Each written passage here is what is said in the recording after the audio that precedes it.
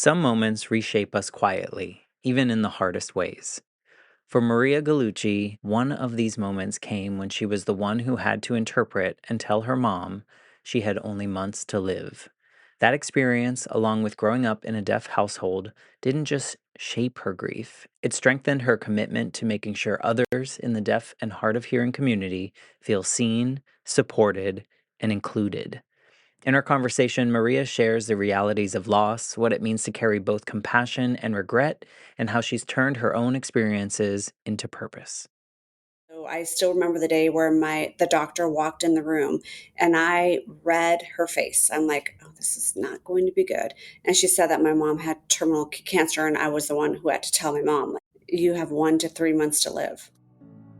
I'm Matt Gilhooly, and this is The Life Shift, candid conversations about the pivotal moments that have changed lives forever.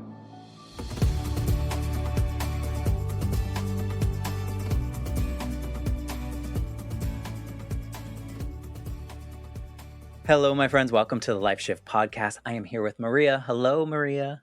Hi. Thank you for wanting to be a part of the Life Shift podcast. I tell everyone this, so listeners, sorry that I say it almost the same way every time, but this is a healing journey that I never knew I needed, a very unexpected one.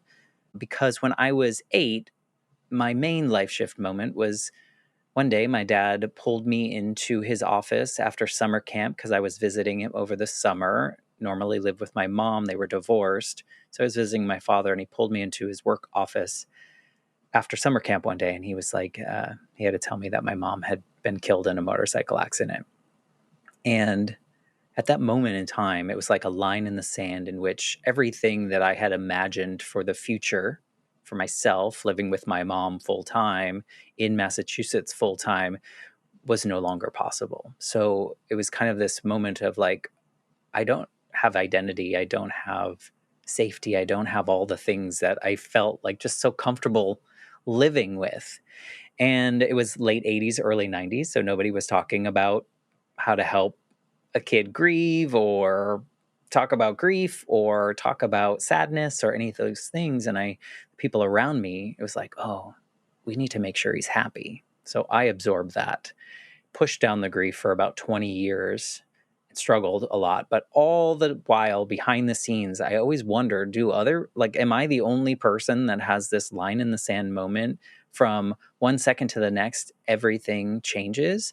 And I've been on this journey now, 215 plus episodes, talking to people about all sorts of life shift moments, from the external ones like mine to very internal fires that they created a moment for themselves. And so it's just been such a journey that I didn't know how the power of story and conversation could be also healing for a 40-something-year-old guy. So thank you. Before we even talk about your story, thank you for being a part of my own healing journey.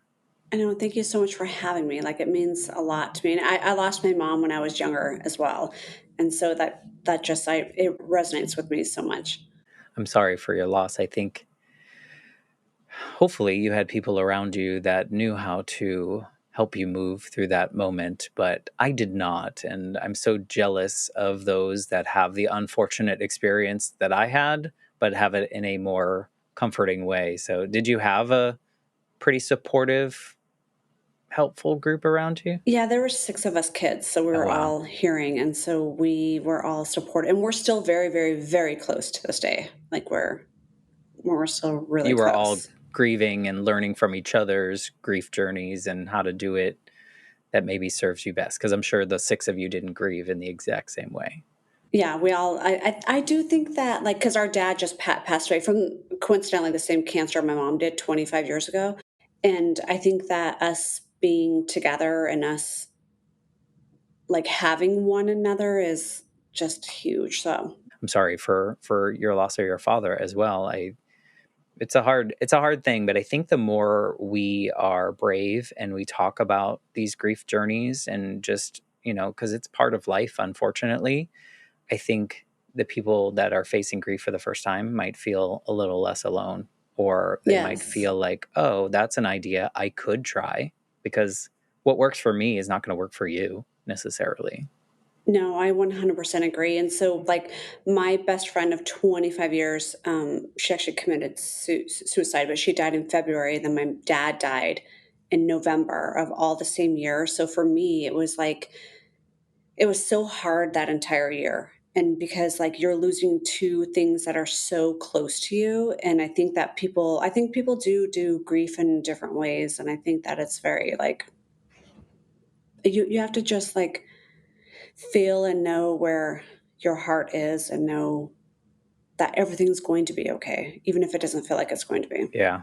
And I know that's hard. It's really hard. I think there's something about feeling safe in your grief journey to be you, because sometimes, like, I'll talk to people now, and my biggest piece of advice, which I don't want to give someone advice on how to grieve, but my biggest piece of advice if they ask is allow yourself to feel however you're feeling at any moment, and all of it is okay.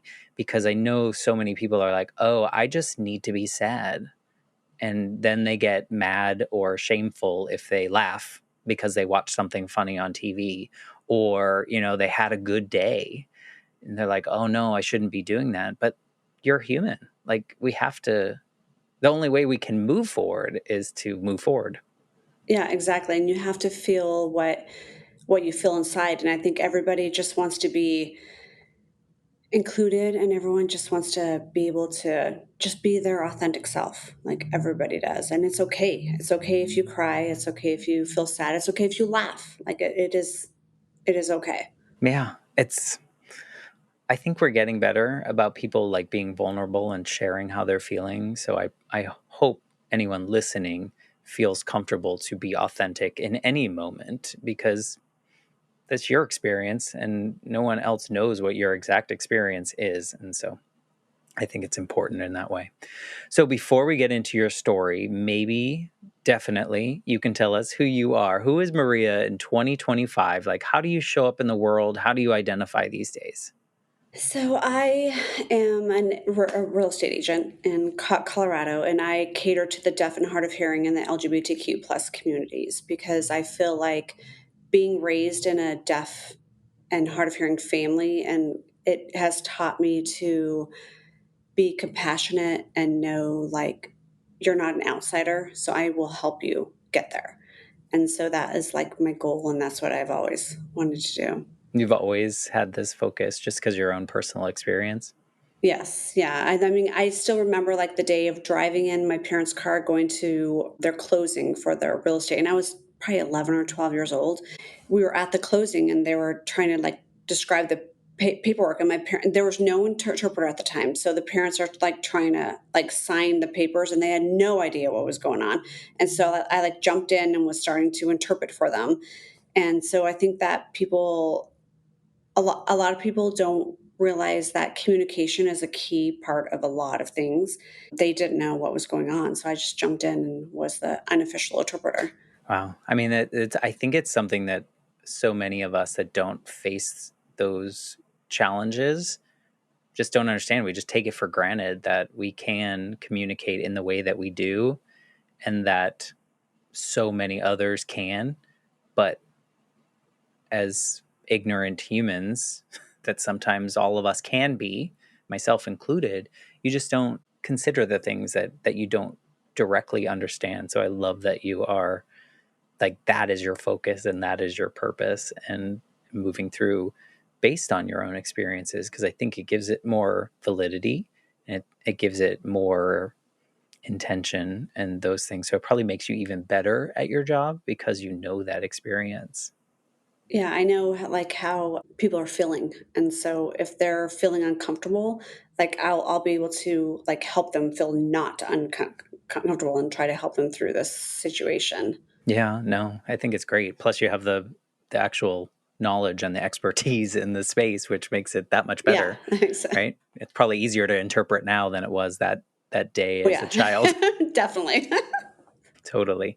Well, I think that's beautiful, and I love that. I love talking to people with such purpose-driven career, but I love that because so many of us growing up in the 80s, 90s, I feel like we were on a conveyor belt of, like, just we just knew we had to get a job. We just knew we had to go to college or whatever it is, whatever the next thing was. It wasn't like, oh, this is heart-centered. This is driving me forward for many of us. So I love hearing that people are like all in, and it's like it's motivating to hear like you found something that drives you and fuels you to do more in the world. Yeah, just making them like when they go into their first house and understanding what they've just signed and did everything like that. Like it's just with the It's a lot of smiles on their papers. face. I know, it's a lot of papers. Does And it it's have to getting be that lower. many? Is it? And they're getting Yeah. more digital, I guess, which Yes. is Yeah. Which probably is, helpful. I remember yeah. buying my first house and I was like, do you really need my signature on this many pages? Yeah. And you have to sign it over and over and over again. It's like, I just signed this. Right. And by the end, you're like, I don't even know what you're saying anymore. I don't know what this document I is. know. You're just like, let's just let And me your sign it. hands cramping as you're signing and signing. Well, I'm glad it's getting better. And I love that you're doing it for the reasons that you're doing. And I think that's beautiful. So, to get us to your life shift story, and I fully understand that you have probably many life shifts in your life, but maybe you can kind of paint the picture of who Maria was before this main life shift moment that we're going to talk about today. So I think that the one thing that I noticed, we went to the zoo when I was in kindergarten. I still remember the tree, like with Christy Coons. Like I was sitting beneath the tree and we were eating a peanut butter and jelly sandwich on like a field trip when we were in kindergarten. And I remember like all the parents were coming up, everybody was talking, and then my mom came up, and obviously no one like she couldn't hear. So everybody was like going into their little circle. And then I like motioned for my mom to come over and I was signing to her. Everyone's like, oh, you know, sign language? I'm like, well, yeah, both of my parents are deaf. And so it was like, I think that was the shift that made me realize, oh, well, maybe we're a little bit different, but in a good way, because now we know English and another language. You recognized that you were different, but maybe not in an excluding way, but something that was like that set you apart from other people. And it might have set you apart in another way, did it? Yeah, I think it set me apart from other people because I felt bad for my mom because people were staring at her and people were staring at me while I was signing to her. And so for me, it made me feel like it hurt my heart to see that like my mom was excluded and people were like not talking to her because they didn't know how to, but you can. Yeah. Did you feel like any personal like shame or like embarrassment? I mean, not to put any of these on you, but I think as kids sometimes we have these feelings that may sound wrong as adults, but as kids we might assume certain things. Yeah, I think that you feel, yeah, I would say like not embarrassment because I'm so awesome. Like I love the deaf and hard of hearing community. In fact, I'm more comfortable in that community than I am even like talking to people. I'm always like signing is so much easier for me than it is actually speaking. I think that it was more like sadness. Like, why can't you just include her? Like, like just try. Like, you could just try to talk to her. You can try to. Back then, we didn't have text, but now you can. So you could just put on your phone and try to text them. Yeah, no, I and were you deeply involved in like the deaf community around you? Like, did you know a lot of other families that were in similar positions or other children besides your siblings that had these experiences? So I have always been involved in the deaf and hard of hearing community because I was always interpreting for my parents. And so I was always involved in that. So it's always been like close to my heart.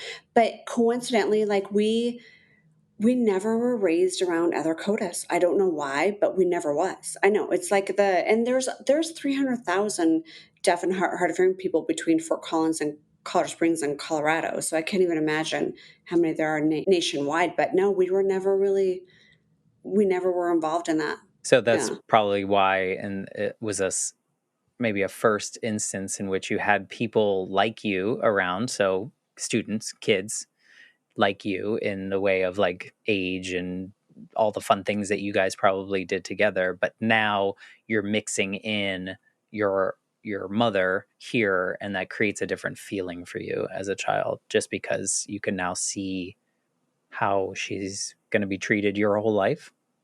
Yes, exactly. And I think that that's why us six siblings are so close because all we really had were each other. And we knew like the exclusion or the not inclusion of what things are. Feel like that's why we're still close to this day. Yeah. Speaking of exclusion, do you think people exclude people like your parents because of anything other than just being uncomfortable that they can't engage? Or do you think there's some like malintent, or at I least at think any period in your life? I think that it's the unknown. And so I feel like they don't know what to do. And so they just avoid it.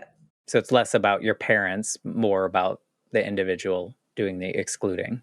Yeah, exactly. I think that you just have to like it's okay to talk to everybody and it's okay no matter what culture anybody's from. Like it doesn't have to be just ASL, but like if you don't know how to communicate or talk to them, like just try because I feel like people are afraid of maybe even being rejected or things like that. Like I think that if you just try to communicate with anyone, everybody's gonna be open. I mean, everybody just wants to feel loved and included. Yeah. Do you think it's similar to individuals that speak different languages? Yes, 100%. And ASL is actually, we sign backwards too. I don't know if Oh, really? anyone knows that, but we actually like, I do like cheese grill, and I think it's called grilled cheese, but we've always done everything, it's the opposite. Which is very similar to like Spanish, where like the Yes. adjectives come after versus before in Spanish. So that And sounds that's how about we right. sign too. Yeah. Yeah. Ours Yeah. is the opposite of English. That's so interesting. So you had this moment where you're like, "Oh, I am a little different." And that's cool. Like we can move forward with that. How does that start to develop and grow up? Because I think you have a few other life shift moments. You have a really hard one. Maybe we could give what it looked like leading up to that one. I think we're talking about your mom here. Yes. So I think that it shapes how you look at other people and it shapes how much empathy you have for people because it shows that or I think that being in a culture like that it gives you more I feel like it gives you more compassion and gives you more empathy because you know how it feels to be an outsider. And so I still remember the day that the doctor, my mom passed away in her 40s. And so I still remember the day where the doctor walked in the room and I read her face. I'm like, oh, this is not going to be good. And she said that my mom had terminal cancer and I was the one who had to tell my mom, like, you have 1 to 3 months to live. Like, and so I think that that also is like now we have more like coincidentally with my dad and my mom because they were 25 years later and they died from the same cancer which was melanoma. My dad had all the interpreters and all the VRIs and things like that where my mom didn't. And so like back then we had to tell my mom like we had to interpret everything for her and we had to tell her that she was had like she was going to die in 1 to 2 months and she died 2.5 months later. What was that moment like for you? Like what was going on in your head as just as a person and a daughter and all the things? I still remember telling her, it's going to be okay. You got this. It'll be okay. And so that still tortures me to this day because it wasn't okay because she did end up dying. And so, like, I always think, I like, am so careful saying that to anybody right now. Like, it's going to be okay. Like, everything will be good. And that's not the case, though. Everything is not always good. And you have to, like, be able to be strong enough to tell them, like, no, this isn't going to be okay, which I still haven't gotten yet. Well, I mean, I'm sure as a parent, she probably knew that you weren't directly interpreting it's going to be okay while also saying you have this terminal cancer, right? I think so. Hopefully that gives you a little Yeah, grace for no, that actually yourself means a lot. Yeah. Thank you. because Because it's actually, we blame ourselves for so many things and we catastrophize. Like that moment was really hard, I think, for your mom. probably for the doctor, probably for Oh you. yeah, I couldn't even imagine. Like I even called the doctor later. I'm like, it's got to be so hard for you to have to tell people that they're dying. Like there's nothing we can do. You're going to die. Like I actually had a conversation with the doctor because I had that experience. I'm like, that has to be awful. Like I can't even imagine. Yeah, and I think it adds another layer that you how old were you? I was in my very early 20s. Okay.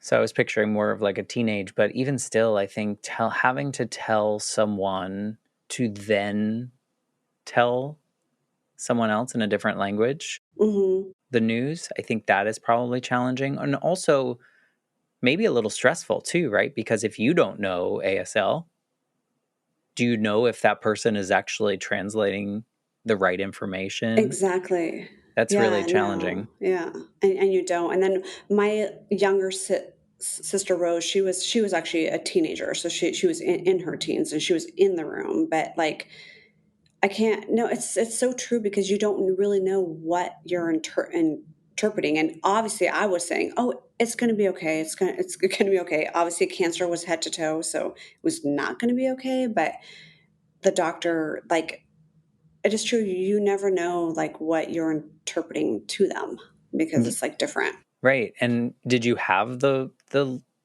right language to share that if you all that like technical medical stuff to share that? I don't know if like it's traditional to like know all the things.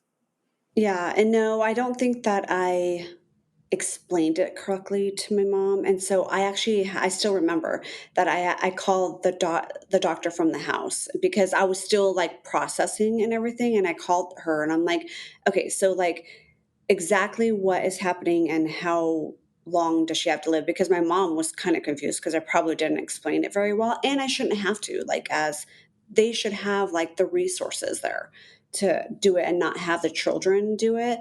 And she said she had 1 to 3 months, and I had to tell my mom that over the phone, so I had to tell her twice. That is that's really challenging.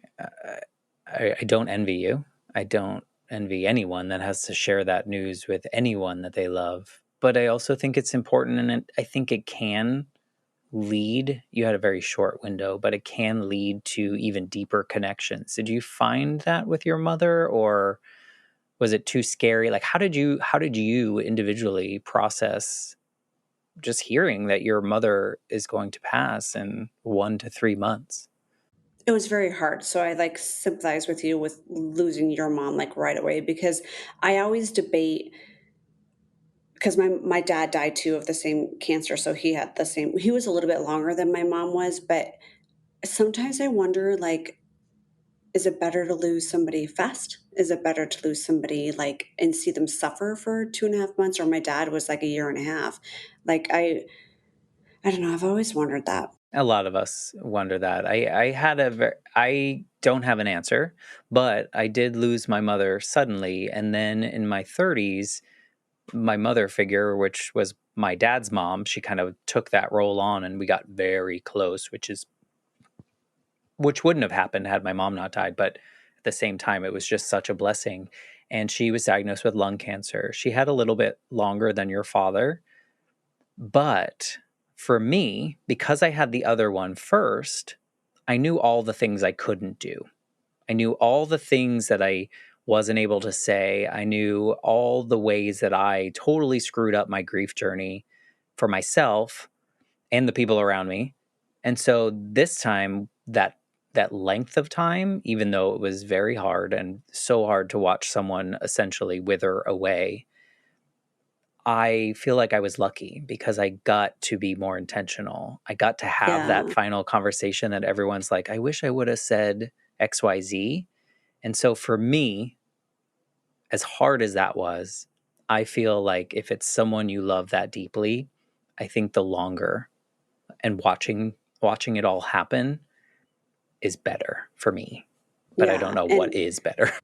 I know. I always tell Jordan and Rianne, my daughter and my son, that every time I get off the phone, even if I talk to them 5 minutes before, I tell them I love you every single time, because you never, ever, ever know. like when someone's gone. And so I think that like it's so important to love and just have everybody feel like they're special to you. Like, I would push back a little bit on that. I think saying you love them, especially if you do love them, I think that's super important. But I also think it's really important for us to tell people when we're bothered by something, when something isn't the way that we think it should be with them. And I say that because when I had that final conversation with my grandmother about 2 months before she died, I forced it. She didn't want to do it. But we were able to tell each other all the things that had annoyed us about each other over the years, all the things that we I loved. love It's, that. but it was so, it's hard, right? But at the same Yeah. time, like, we need to know at the end of the day, through all of those pieces, there was a lot of love, yes, but there was a lot of other things that we learned from each other because of those hard moments. And so that's the only way I would push it back is like, not every time you're hanging up the phone, you're like, well, I also hate when you do this. But at the same time, if we have this open dialogue and it's not just, I love you because you're my son or I love you because you're my daughter, but I also don't love these things sometimes, and I'd love to talk about that someday. I would highly encourage people to have more open conversations in there because when my grandmother died, I had no regrets. There was nothing left unsaid. That is amazing. That's awesome because that's what I think that a lot of people need to do because like when Stacy passed away, my best friend that I was talking about, it was well, it was sudden as well, but it And like it's the things really that I would have traumatic told too. her. Yeah, yeah. I mean, like unfortunately, like and I know I don't know if this is bad or good, but Stacy's death impacted me more than my mom and dad's death because I think it was sudden and it was like, and then you always think about what I could have said to her or what like I could have done that would have made a difference. And I was supposed to meet her that night, so I think that's why it was a little bit more traumatic. Yeah, I think you should never just regret anything, Well, good luck and being a everyone human. does, but. We're all human, but I think if we can be more intentional, and so that's why I'm asking you like more about you in these moments because I think sometimes we think that other people want to hear that we were a hero. We were the most compassionate person that's ever existed.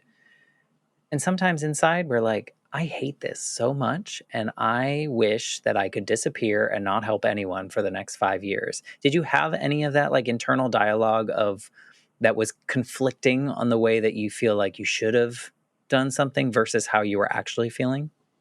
I think we do have like that conflict, and you always think like, should I have done more? Should I have done less? What should I have done to like make everything better? Yeah, but But you can't. you didn't have any Yeah. like, God, I wish this wasn't happening so that I could go to Peru for 2 weeks. I don't know. I think that With like my sometimes mom, they, actually, okay. yeah. So my mom had invited me to go to the mall, and I still remember this to this day. She invited me to go to the mall, and I said, "Oh no," because I was like too busy, and I always regret that because that was the last time we would have gone to the mall, and so I think that I wonder like what would have been different if I had gone to the mall with her that day. Like, would she have been? She died happier. Like you, yeah, I Would you do have think felt that. different? Do you I think? think that I wouldn't have regretted not going to the mall with her. And I Yeah, know that sounds so silly, it but doesn't. it's like, It's time. yeah, it's like the one thing that I always think about is that. Like I said no that day and I shouldn't have said no. Yeah, I have something similar like with my mom. I mean, I was 8, so what parent listens to an 8-year-old? Right. But she had done this trip with her boyfriend before. It was a motorcycle like trip with like friends and they were going from Massachusetts to Colorado. They had done it before. This was the second time, but this time I threw probably one of the biggest temper tantrums that I've ever thrown and didn't want her to go, didn't, and like she was like, it's fine. And like, and I don't know if I was just being an 8-year-old with a temper tantrum or did I feel a certain way. And so growing up, I was like, what if I had done more? And I'm like, you were 8, like you couldn't have done it. So Maria, you were 20 something. The last thing that most people want to do is go to the mall with their parents. So give yourself a little bit of grace Yeah, for, that's like true. you were trying to live your life, and she probably wanted that for you. Yeah, no, I think she did, and she was always, like, very supportive and very because I had Jordan when I was 16, so I was pregnant at 15, so I was very, very young, and so my parents were always, like, Jordan's babysitter, but I always paid them for daycare because I'm like, "Nobody is gonna support me, this is my thing," and so I think that that loss was, like, hard too because I think Jordan took it really, really hard because Jordan I mean, my mom was all Jordan knew. Yeah. How do you parent a grieving child? I'm curious only because the people around me didn't quite have that tool. Or did you have it? I don't think I had it either, and I think I was so young, and I think that Jordan was impacted more than I thought, and I don't think you realize, like, because Jordan was 9 when when my mom died, and so she was younger, and so I think that we think that, "Oh, they're gonna be okay, they'll be okay," and they're really not, and you don't realize how much things impact people Do you talk to her versus about it not, now? yeah. No, but I will, though. I think you You should. get that, yeah. I'm not going to force you to do it, but I think she might, and maybe not, she might feel like maybe there are some things she wants to talk about. It took me, and the reason I say this, I don't want this to be her situation, and hopefully it's not, but it took me 20 plus years to find the ability to move through grief in an appropriate way for me. And it was a hot mess behind the scenes for those 20 years. And I think to myself, had I been brave enough or had I had the outlet to talk to someone or the wherewithal to talk to someone, even in my family, if they were prepared and they weren't, my life would be different. And so it Mhm. might be worth opening the door and seeing how she I feels. And maybe she know. feels fine. Maybe she's just like, whatever, mom, leave me alone. But I don't know, sure. No, it's probably a huge impact. I still remember her sitting at the door and, like, just on her knees and just, like, crying, but I never because I felt like I always had to be so strong for you Jordan, and didn't. I felt like I had to be so strong for my parents because, like, they're, like, outside of the community and everything, and so I was just like, "Oh, Jordan, it's okay," but it's really not. No, and you didn't have to be strong. Yeah. Just like we said before, you can feel whatever you need to feel. You are a full human. I think that's something that's a good takeaway from just having this conversation for people listening is like we may think that other people need to see that we're this way or another way, but like it's not true because I think, had I seen, had I seen my dad or my other family members grieving in a, I don't know, effective way when I was a kid, maybe I would have felt safe to cry. Maybe I would have felt safe to be sad. But I Yeah. just assumed, oh, everyone's seemingly okay. So I need to be perfect because if I'm not perfect and they see that I'm not okay, then my dad will also leave. And it was very much a fear of abandonment. And so I started being a perfectionist and everything had to be perfect. And was it because I wanted to? No, it was all out of fear. But imagine if I Yeah. was a perfectionist because I wanted to be. I'm like, where would I Yeah. be now? So, we wouldn't have this conversation if I didn't have a really crappy grief journey. But at the same time, I hope that other people don't have to have the extended versions. Do you feel that you have grieved your mom, your friend Stacy, your I father? think um I think that I've grieved my mom and my dad, but I can't get past Stacy. I don't know why, but I just can't. Like with Rian being like he struggles because he's gay and all that stuff. And so like I think it just like puts fear in me for Rian as well. And like and Stacy and things like that. So Stacy's one thing I can't get past. Well, you will. But I will someday. You will. And I encourage you to be as kind to yourself as you would be to any other person, because it sounds Yeah. like you did that a lot. Be as kind as you can, and if you are mad about Stacy dying by suicide, then be mad. That's Yeah. okay.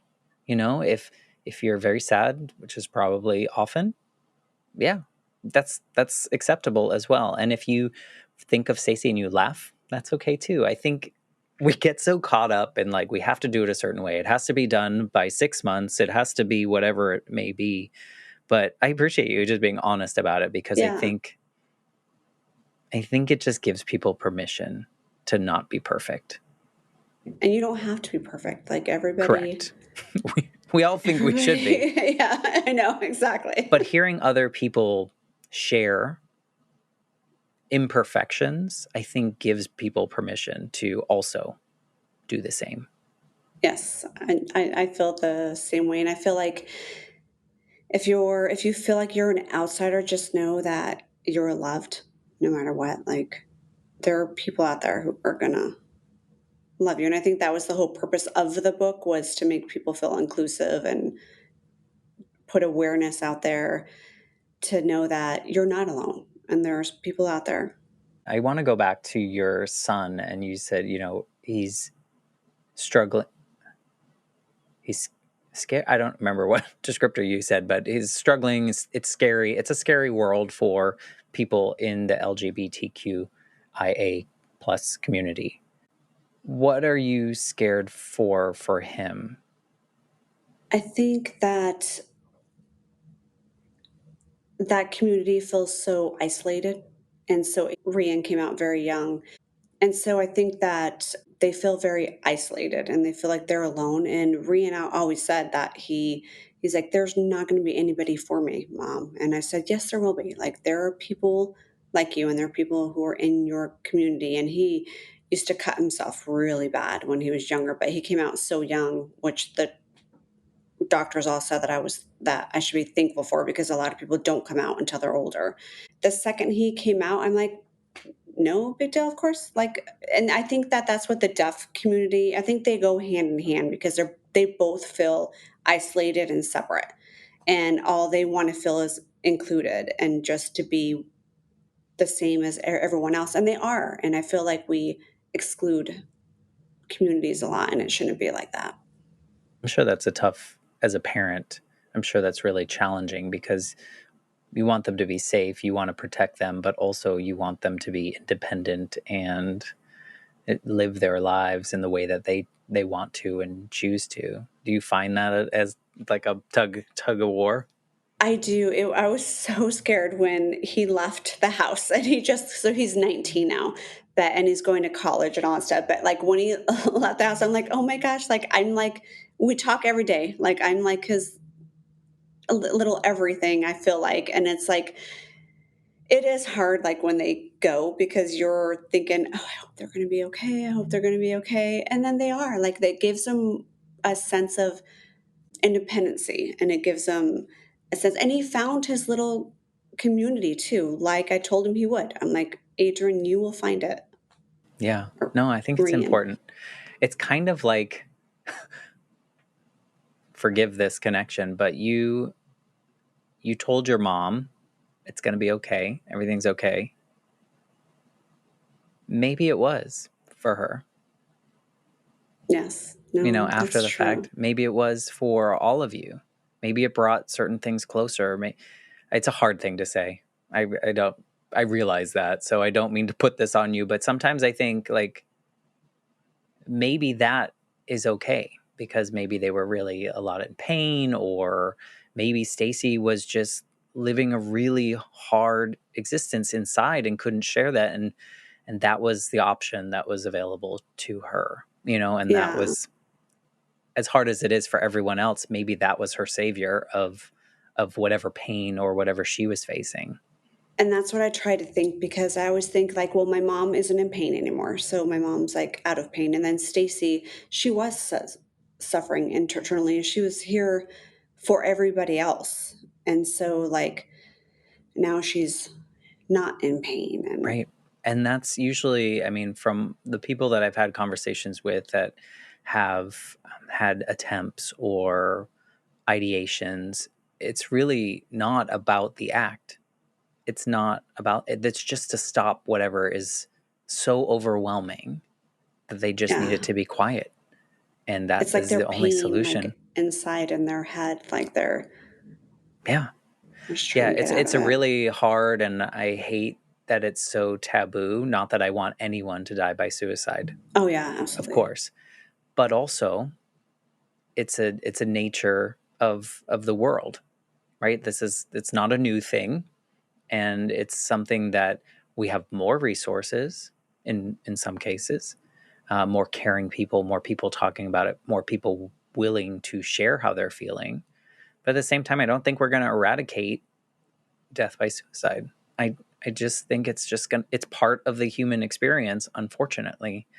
And so if we redefine it a little bit from the outsider's perspective, maybe it gives them a little bit more grace. I don't Yeah, know if I just excused a bunch of people and people will be mad at me, but it's important to realize that being a human is really hard. it is. It is hard, and you have to be. I think that a lot of them feel like you have that they can't be their selves or their authentic selves, and it's okay to be Yeah. Well, I mean, it's like yourself. talking about your parents being isolated, talking about your son feeling isolated. Maybe she felt isolated, you know? Some of the most caring and generous people are probably so broken inside that we just don't know because they give all to everyone else. They give all of themselves to everybody else. Yeah, well, this is a really uplifting conversation. I'm sorry for that, for taking you down that road, but I think it's important to think about this, and maybe as you're processing this grief, losing your best friend, maybe there's different things you can think about that might help you down that journey. So, all right, let's talk about why. First of all, why did you write a book? So I've 15 years in the making. So Okay, not the first time I've heard that.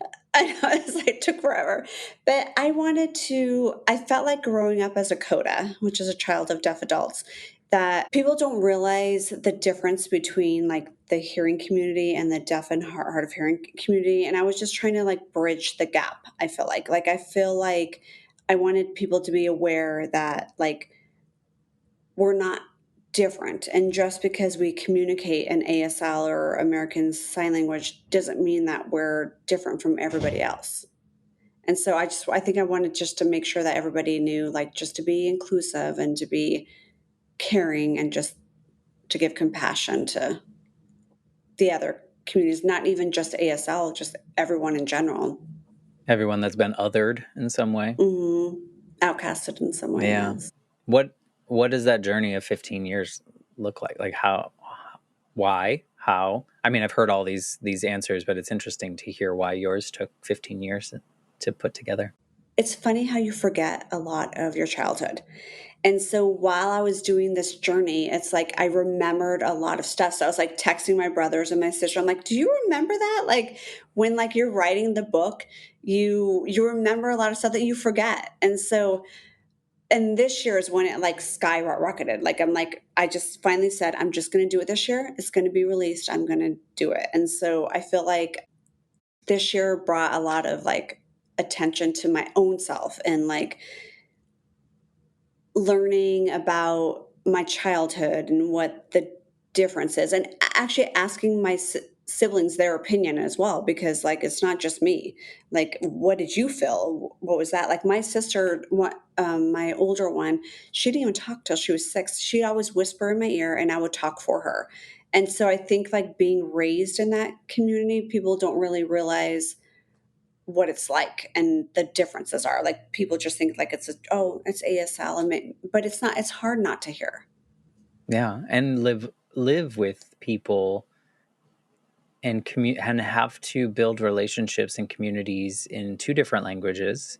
Is there part of your book that talks about how you're kind of straddling a fence in some ways? Yes, and I put in the book a lot of like little things you can do, or like a lot of tips and tricks that you can do with the community, because it is a different community, and it's a different way of living, and it's a different world. And I think that people don't realize that. They just like ignore it and like, oh, they're deaf. They can't hear. And like, even if they're at like a grocery store and they're trying to grab something, but they don't know where it is, and they're trying to ask somebody where it's at, and they would just ignore them. It's like, no, like just help them. Like just try and help them, because that's all they want. Yeah, it's really hard. I think so much of that is fear of the Unknown. well, yeah, fear of the unknown, but just like fear that you're not going to be able to understand. You're not going to be like just all the things that are probably not true, but we as humans build these things up in our heads like, oh no, like what if I can't do it? I'm a failure. And then you go down that spiral. So I bet a lot of that is not out of like malicious intent, but rather just a lack of understanding. And so I love that you put together like a resource essentially. Is it more narrative or is it more like instructional? It's more, I would say half and half. So Okay. it's more like stories and funny stories, and then also tips and like things you can do. Like at the end of every chapter, it'll tell you what you can and what you can do to like help, and And even what you like should not just, do? yeah, what you should not do. I'm sure you have a lot of Like do, those. yeah, when you're there and you are speaking louder because you think they can hear you, they can't hear you. So just don't like speak louder. And that happens a lot. And I think that the biggest misconception of the deaf and hard of hearing community is that they can all read lips, and they can't. So like even if you're talking louder or talking slower and or talking like to them, some of them do not know how to read lips. We do, and that was awesome because I can see what people are saying across the room. Just special trick. No, I think that's what a valuable resource to the world. Are you sending it to places like that might just need it, or is it just going to be like in your normal bookstore? Because I bet there's a lot of resource centers that could benefit from this, but might not look out for it. Yeah, we have it on all the book platforms right now, and then we're going to send it all to the deaf and hard of hearing and blind schools so they I love can that. like teach their kids and things like that within Yeah, the school.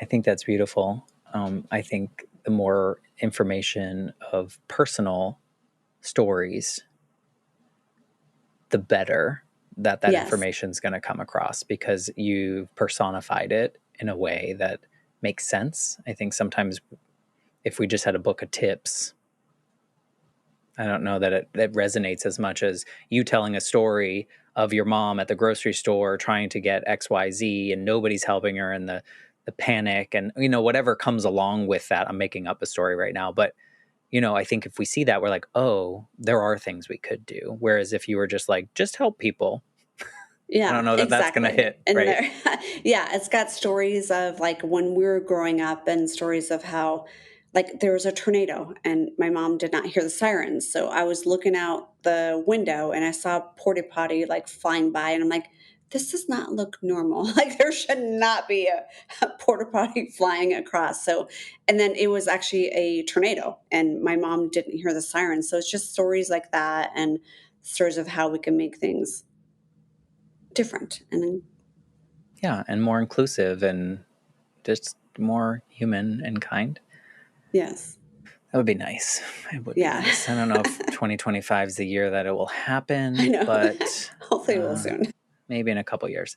I love to ask a similar question to everyone, and I'm wondering if, like, 2025 Maria, if you could bump into Maria leaving that doctor's office after you had just told your mom, interpreted whatever the doctor had said, is there anything that you would want to say to that Maria about the journey she's about to go on or anything? I think that I would say, I hate this line, but that it's going to be okay. Because sometimes it's not, but it was okay after all that. And just know that no matter what struggles you go through, and no matter what anyone is going through, that it'll eventually be okay. Hopefully. Yeah. Doesn't always work out. That is very common as a response to anyone's life shift moment or in these moments, because in the moment, like you said, we feel like everything's hopeless and nothing could ever be good again. And if I think this is where it could be comes in, if we have the willingness to eventually take the next step and the next step and the next step, we can really look back in a couple years and see how resilient humans are and how we can overcome so many things that in the moment feel insurmountable. There was no way. Like when I found out my mom was dead, I was like, there's no possible way that I'm going to do anything with my life now because everything I knew was gone. Here I am in my 40s and I functioning like a human again. But like all my teens and 20s, I thought, hey, I'm going to die at the same age she died because it's all I We always knew. thought that. Yeah. We always thought we were going to die in our 40s. So anytime we turn the age that she passed away, we're like, oh, well, we made it. Like Yeah. we, And then you're like, damn, I wish I had planned for after this. That was me. My mom died when she was 32.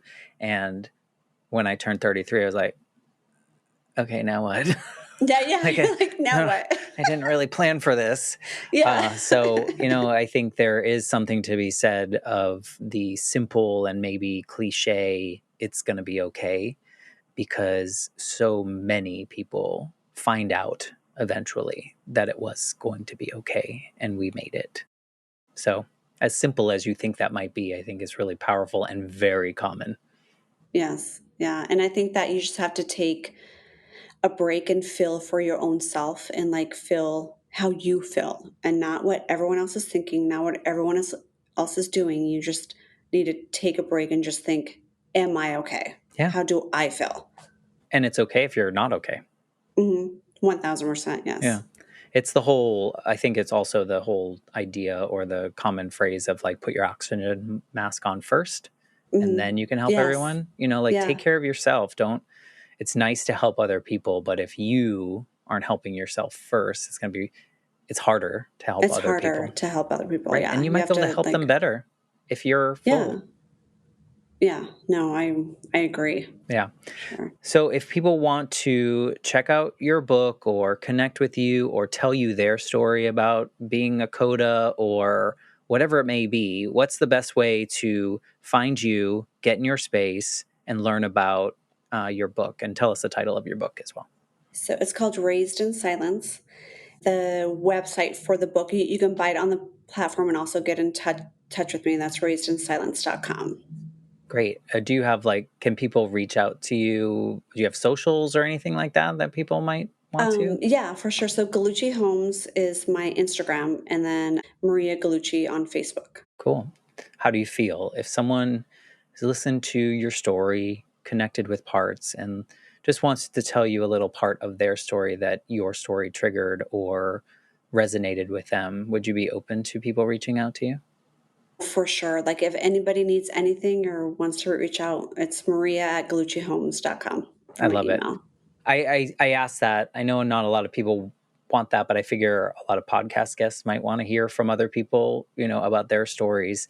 I found that the power of story is just so impactful for multiple parties. So like you and I having this conversation, we've probably changed because of your story or me sharing my story. The listeners are obviously connecting with our story. You saying words out loud about your story might trigger something different or a different feeling about something. So there's just so much power in people vocalizing been in their head for so long that I just always encourage people to reach out and make these connections, these human connections. Yes, and I'm here for anybody if anybody needs anything. Like I know how it feels to be an outcast. I know how it feels to be stared at. I know all that stuff, so I can help anybody. Yeah, well, don't put that off Arthur. You can't I help know. Take everybody. that back. She'll help you if she can. And that's where we'll leave that. But I appreciate you coming on this journey and not knowing where we were going to go or the silly questions that I may have asked you. I just appreciate you being a part of the Life Shift podcast, and hopefully there are people out there that now, from hearing your story, feel less alone. Yes, me It's too. it's been a lovely way to get to know so many people, including yourself. Thank you. Thank you so much for having me. Of course. And thank you all for listening and for being with me 215 plus episodes so far. I don't have any plans of stopping, so that's a good thing. But I am just so blessed and honored that you would want to listen for this long. So I say all that to say thank you, and I will be back next week with a brand new episode of the Life Shift podcast. Thanks again, Maria. Thank you.